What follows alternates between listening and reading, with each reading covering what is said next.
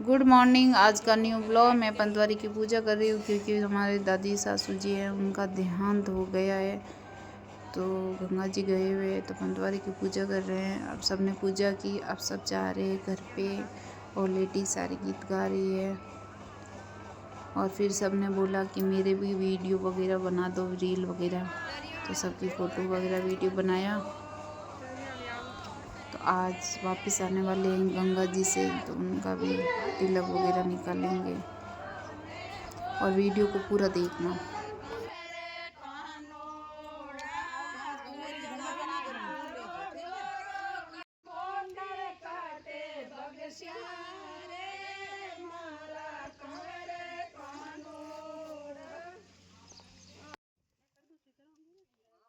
गंगा जी से आ गए वापस, तो तिलक वगैरह, माला और साफा वगैरह पहनाया।